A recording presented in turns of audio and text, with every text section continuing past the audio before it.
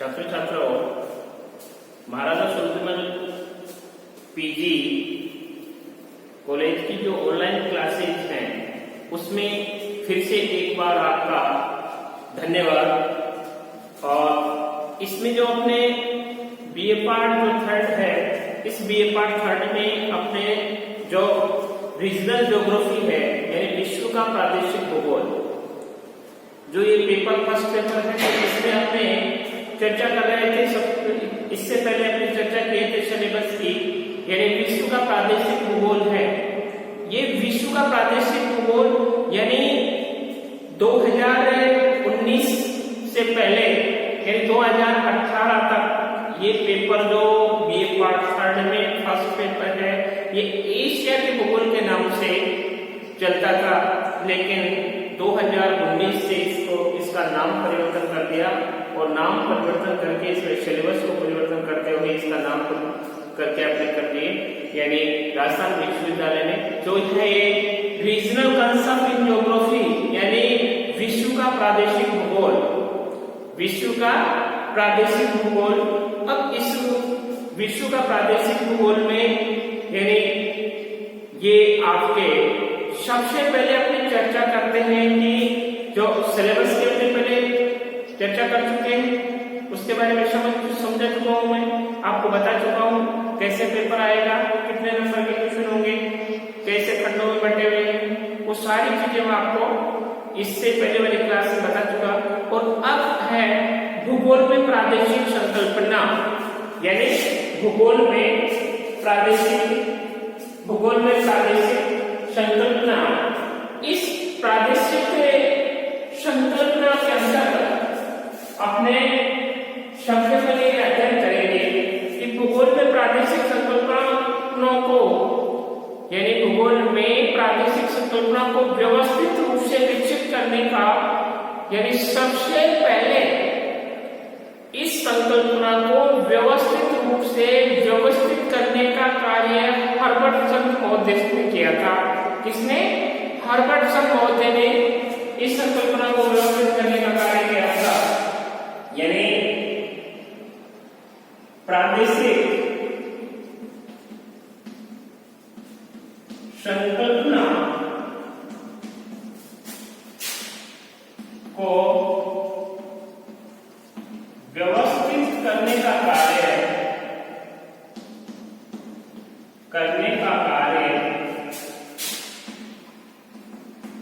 सबसे पहले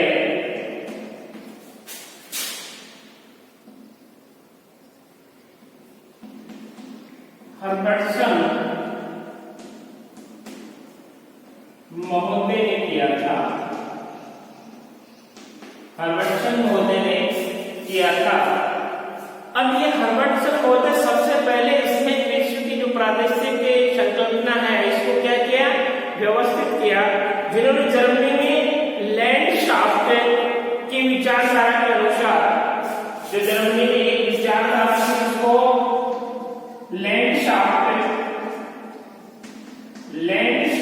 के नाम से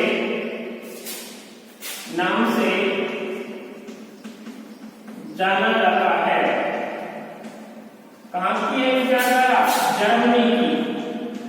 जर्मनी की लैंडशाफ्ट विचारधारा के नाम से इसको जाना जाता है। LAND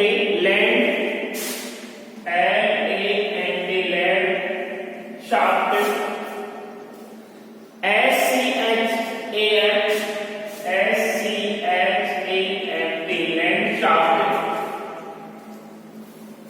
की विचारधारा के अनुसार भूगोल को प्रदेशों का क्रमबद्ध विज्ञान माना गया, यानी उस लैंडशाफ्ट शब्द के अकॉर्डिंग जो भूगोल है उस भूगोल को प्रदेशों का क्रमबद्ध विज्ञान माना गया, जहां लैंडशाफ्ट का अर्थ होता है सादृश्य, यानी इस लैंडशाफ्ट का जो अर्थ है इसका अर्थ है सादृश्य। इसका अर्थ होता है सादृश्य से लिया जाता है। यह अंग्रेजी के लैंडस्केप यानी अंग्रेजी के लैंडस्केप से भिन्न है, जिसका शाब्दिक अर्थ होता है या उसका शाब्दिक भूदृश्य यानी भूदृश्य। जर्मनी में लैंडस्केप का अध्ययन सबसे पहले, यानी लैंडस्केप का अर्थ क्या हुआ? भूदृश्य, भूदृश्य। तो जर्मनी में सबसे पहले जो लैंडस्केप है, इस लैंडस्केप का अध्ययन लैंडस्केप यानी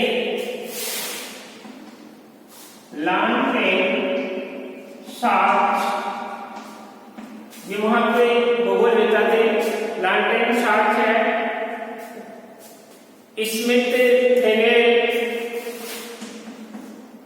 स्मिथ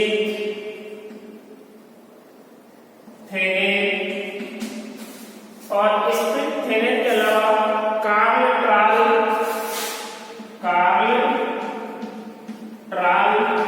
और कार्ल ट्राल के अलावा कैरोल हंसाबोवे,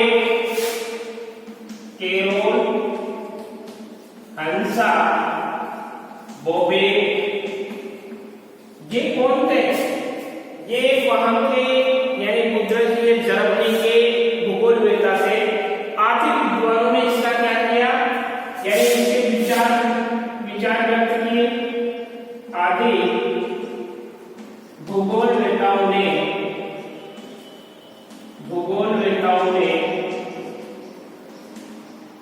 इसके बारे में व्यक्त किया। यानी ये कहां के थे? जर्मनी के भूगोल वेता थे। उन्होंने इसके बारे में स्पष्ट किया। अब जो फ्रांसीसी भूगोल वेता है, ये फ्रांसीसी भूगोल वेता ने विडाल द ब्लांस यानी फ्रांसीसी भूगोल वेताओं के अनुसार फ्रांसीसी भूगोल वेताओं के अनुसार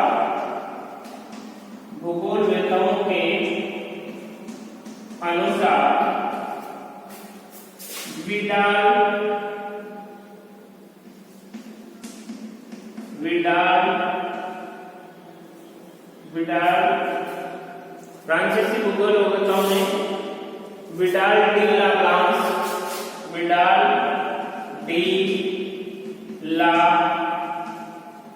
और विडाल डी ला ब्लांस के बाद में लुसियन ग्लॉस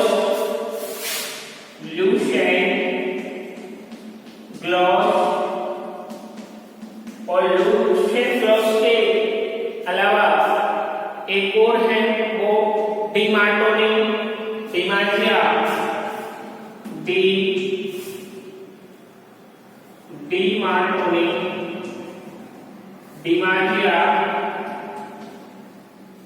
डिमाजिया ब्लेचार्ड।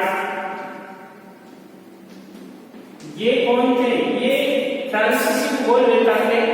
इन फ्रांसीसी भूगोल वेताओं ने ले शाफ्ट यानी रीजनल कंसेप्ट ऑफ ज्योग्राफी के बारे में स्पष्ट शब्दों में इसकी विवेचना करने की क्या की थी? एक पहल की थी।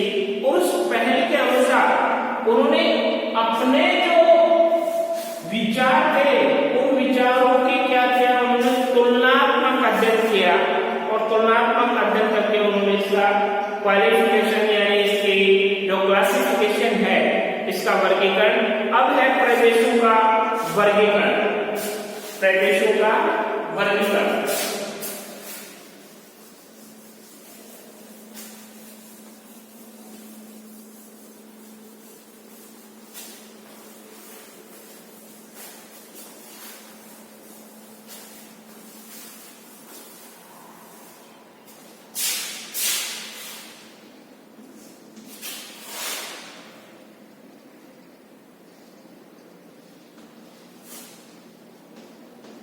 प्रदेशों का वर्गीकरण यानी क्लासिफिकेशन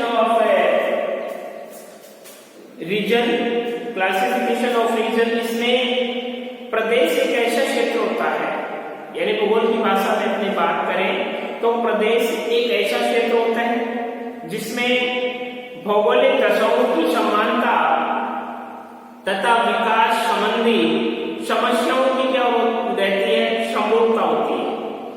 यानी भौगोलिक, जिसमें भौगोलिक दशाओं की समानता तथा विकास संबंधी समस्याओं की समरूपता होती है।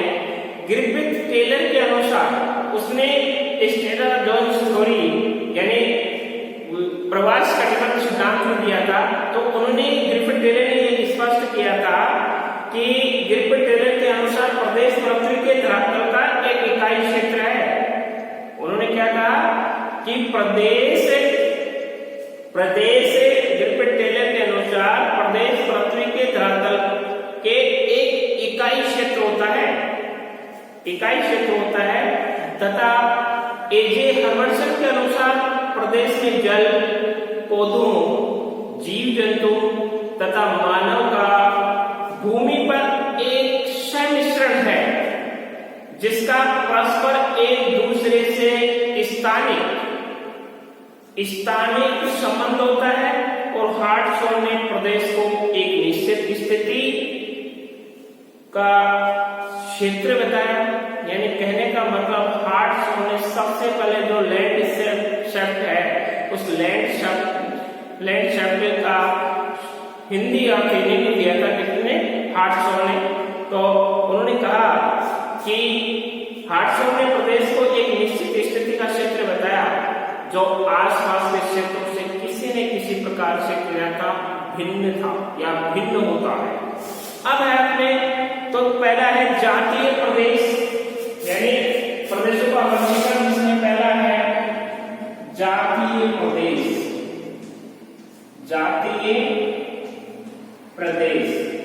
अब इस जातीय प्रदेश की अपनी बात करें तो प्रकृति में समरूपता रखने वाले प्रदेशों को क्या कहा जाता है, जातीय या समान प्रदेश कहा जाता है। यानी प्रकृति में समरूपता रखने वाले, प्रकृति में समरूपता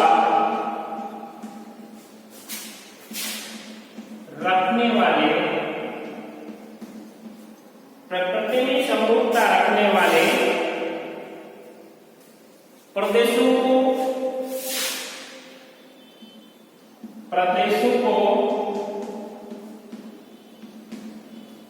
प्रदेशों को जातीय या समान प्रदेश कहते हैं। जातीय या समान प्रदेश कहते हैं। यानी स्पष्ट है, प्रकृति की समरूपता रखने वाले प्रदेशों को जातीय समान प्रदेश कहा जाता है। ये प्रदेश भू सतह पर अलग अलग पाए जाते हैं। ये प्रदेश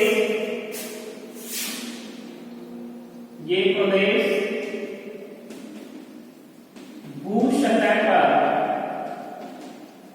अलग अलग पाए जाते हैं।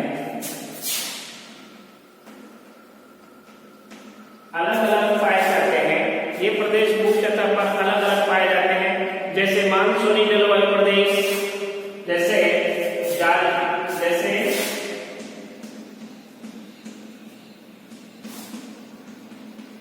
मानसूनी जलवायु प्रदेश, भूमध्य सागरीय जलवायु प्रदेश, भूमध्य सागरीय जलवायु प्रदेश और भूमध्य सागरीय जलवायु प्रदेश के अलावा जैसे टैगा प्रदेश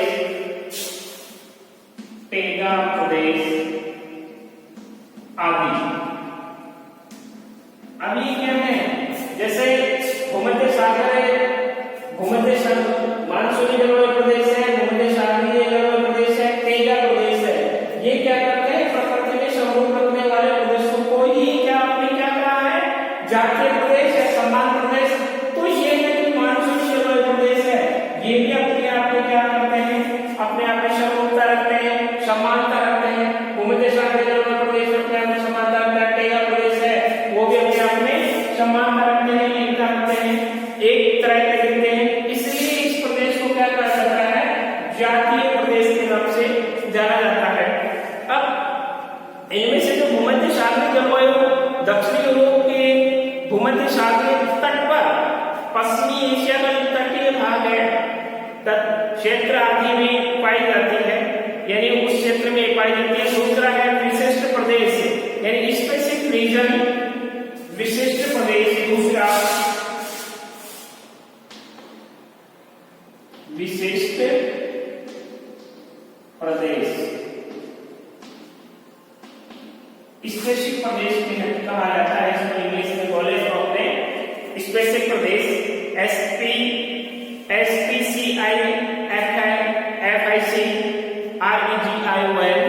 स्पेसिफिक प्रदेश। इस प्रकार के प्रदेशों का एक ही नाम होता है। इसकी इकाई का निर्धारण भौतिक तत्वों, मानवीय क्रियाकलापों की भिन्नता के आधार पर होता है, यानी सीधा सा है इसमें इस प्रकार के प्रदेशों का एक ही नाम होता है, यानी विशिष्ट प्रदेशों का इस प्रकार के प्रदेशों का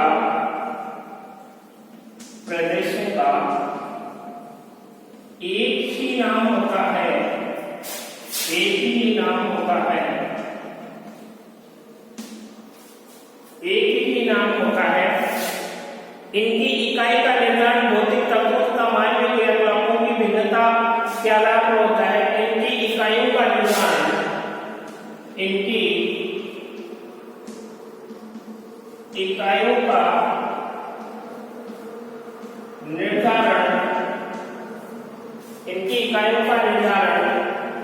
भौतिक तत्वों तथा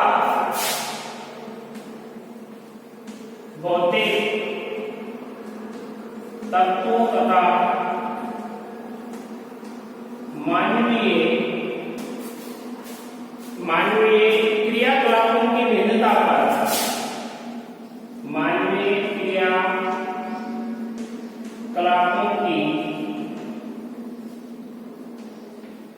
भिन्नता पर निर्भर करता है,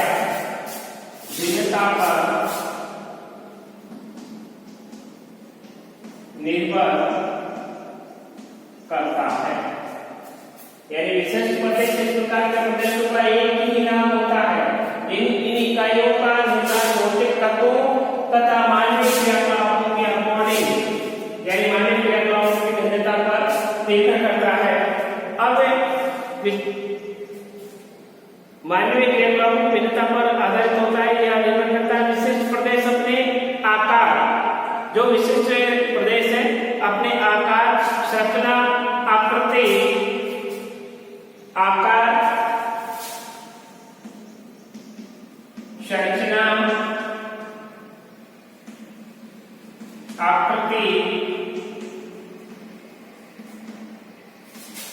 आकृति व प्रतिरूप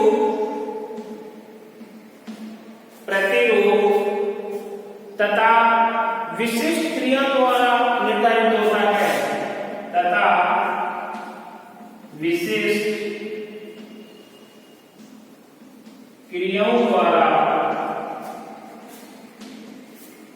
निर्धारित होता है, विशिष्ट क्रियाओं द्वारा निर्धारित होता है। ये एक समान होते हैं, जैसे दामोदर घाटी, फ्रांस के पेच, जैसे दामोदर घाटी,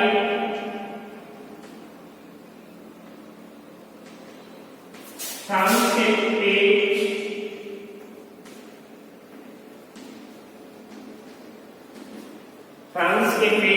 व जर्मनी का रूर बेसिन, जर्मनी का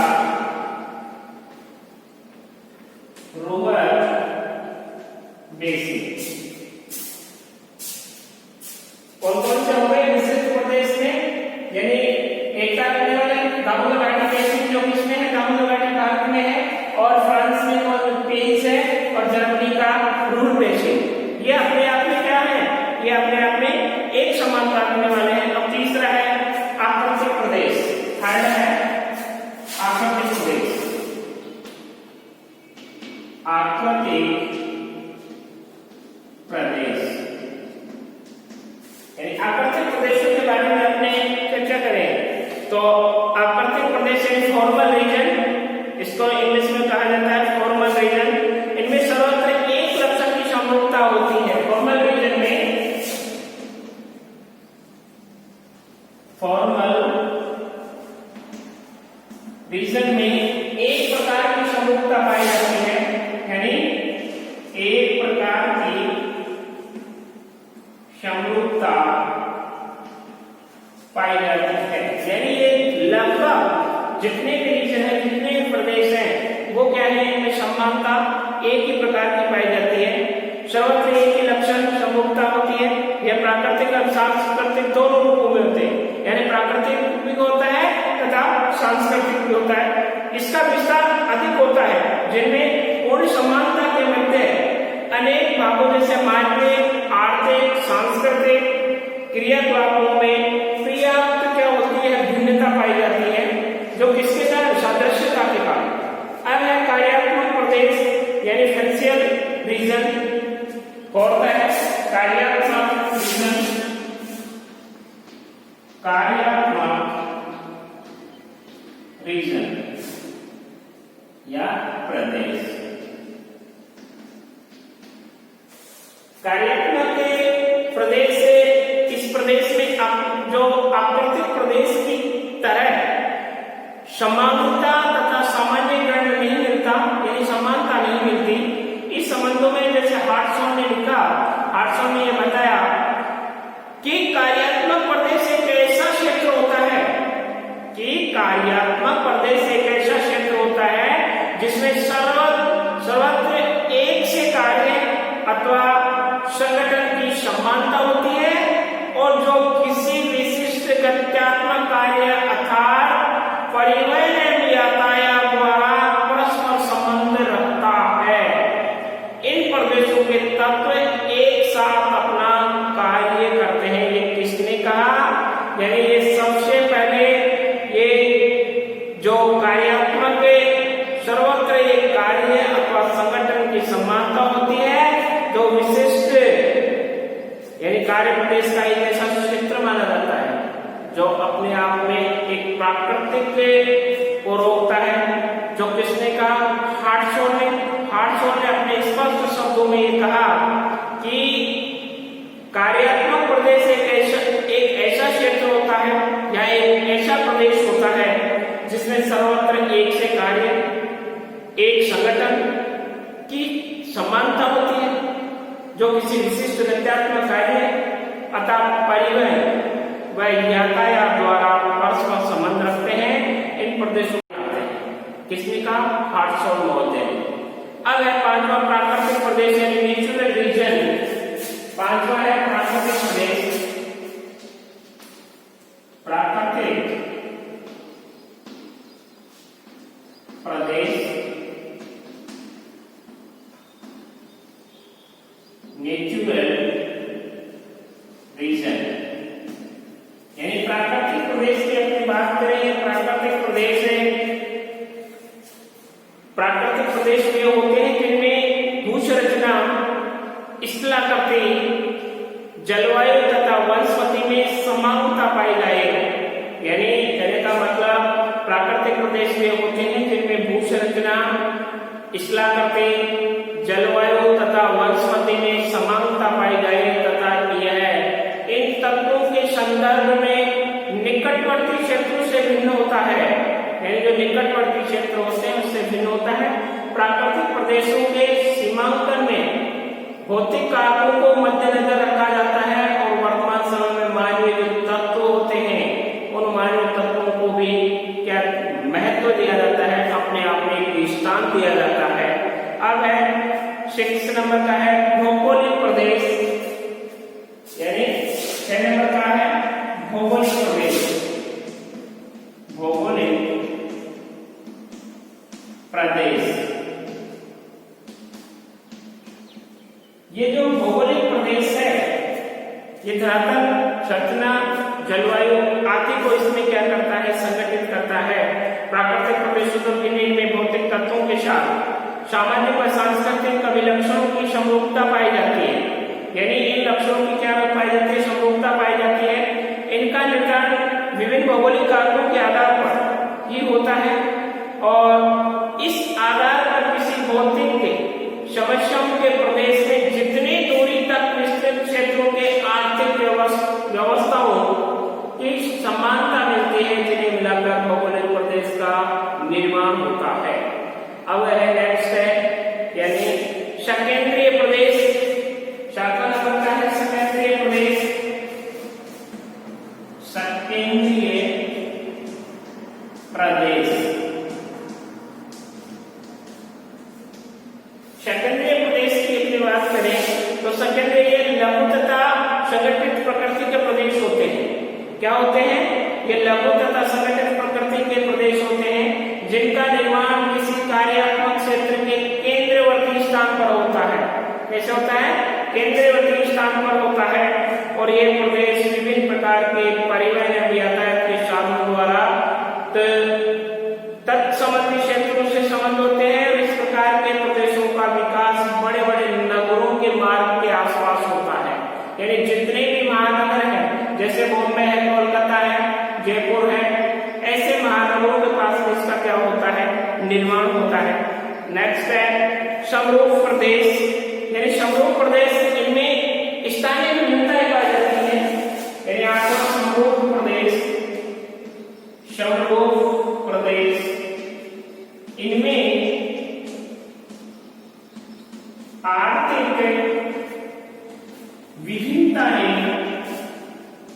विभिन्नताएं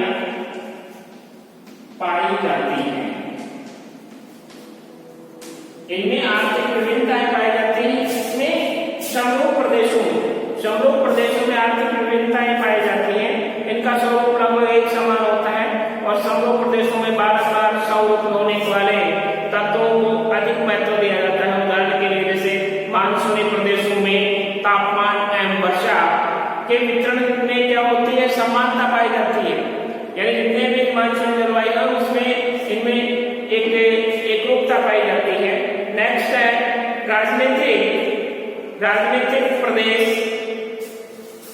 9वें नंबर का है राजनीतिक प्रदेश।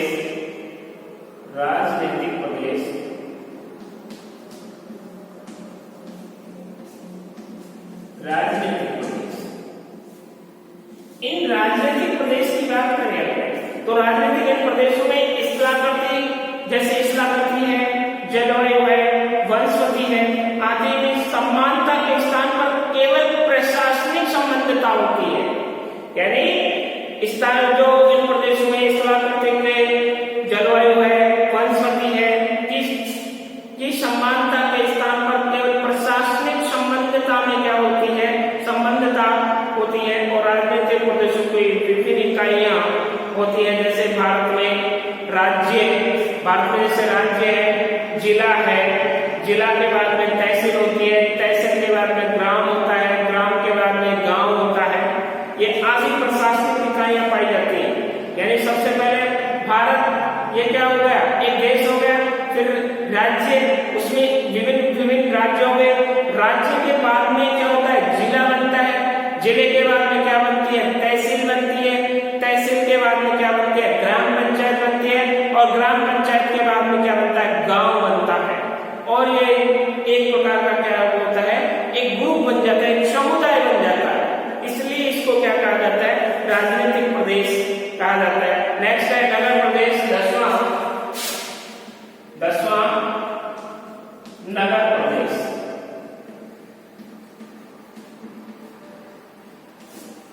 नगर प्रदेश की बात करें अपने तो नगर प्रदेश किसी महानगर के कार्यों के प्रभाव से एक पृथक क्षेत्रीय इकाई के रूप में विकसित हो जाता है।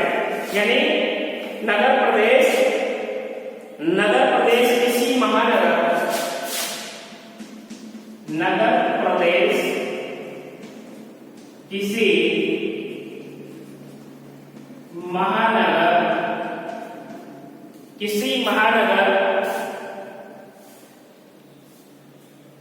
किसी महानगर के कार्यों के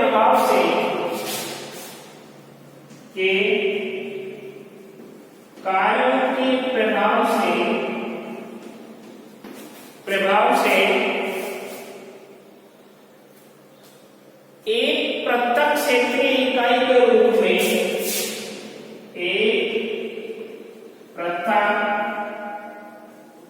क्षेत्रीय इकाई के रूप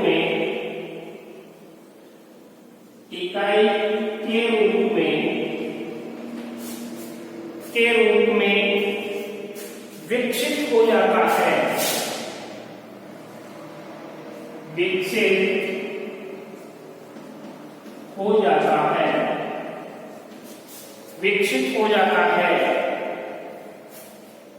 ये सभी विकसित हो जाता है। लास्ट है पूर्ण प्रदेश है, कंपेज क्षेत्र।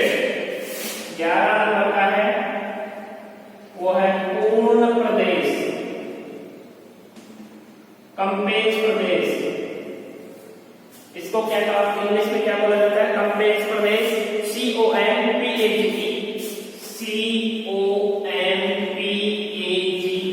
कंपेज प्रदेश।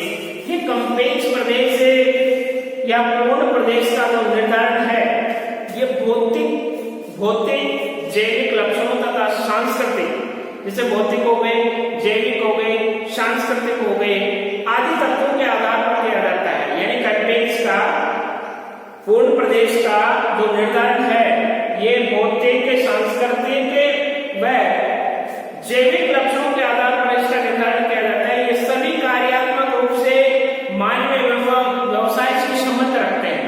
यानी क्या करते हैं? यानी मानवीय रूप से क्या करते हैं? अपने आप में संबंध रखते हैं। कंपेज शब्द का प्रयोग, यदि अपने कंपेज शब्द का प्रयोग पूछा जाए तो ये क्या होता है? कंपेज शब्द का पूर्ण प्रदेश ही कहा जाता है, यानी टोटल रीजन। कहने का मतलब जो कंपेज क्षेत्र है, पूर्ण प्रदेश भी कह सकते हैं अपने हिंदी में। इंग्लिश में बोले तो इसको टोटल रीजन के नाम से भी कह सकते हैं के रूप में। सर्वप्रथम ये विठल सिंह दिया था, तो ये शब्द है पूर्ण प्रदेश है, ये सबसे पहले इसने विठल सिंह दिया था। विठल सिंह महोदय ने इसका नाम दिया था पूर्ण प्रदेश का। तो ये जो अपना रिसर्च कंसेप्ट ऑफ ज्योग्राफी है, यानी भूगोल में जो प्रादेशिक संकल्पना है, ये क्वेश्चन पूछा जाता है कि भूगोल में प्रादेशिक संकल्पना से आपका क्या तात्पर्य है, इसको स्पष्ट कीजिए। यानी पहले नंबर का क्वेश्चन ही यहाँ से स्टार्ट हो जाता है कि भूगोल में प्रादेशिक संकल्पना से आपका क्या तात्पर्य है, इसको स्पष्ट कीजिए। तो ये चीजें आपने, यानी इसमें कितने पॉइंट हो गए? सबसे पहले आपको बताना है भूगोल में प्रादेशिक संकल्पना का, उसके बाद में प्रदेशों का वर्गीकरण। तो प्रदेशों का वर्गीकरण आपने सबसे पहले आपने कितने प्रकार बताए थे? 11 प्रकार बताए। 11 प्रकार में पहला है प्रादेशिक प्रदेश, दूसरा विशिष्ट प्रदेश, तीसरा है आकृतिक प्रदेश, चौथा है कार्यात्मक प्रदेश और पांचवा है प्राकृतिक प्रदेश, और 5 के बाद में छठा है भौगोलिक प्रदेश, और 7वां है संकेंद्रित प्रदेश, और 8वां सामूहिक प्रदेश, 9वां है राजनीतिक प्रदेश, और 10वां है नगर प्रदेश, और 11वां है पूर्ण प्रदेश। ये अपने जो रीजनल कंसेप्ट है, यानी प्रादेशिक संकल्पना है, ये पूर्ण हुई। और नेक्स्ट क्लास में अपने आगे की चर्चा करेंगे। धन्यवाद।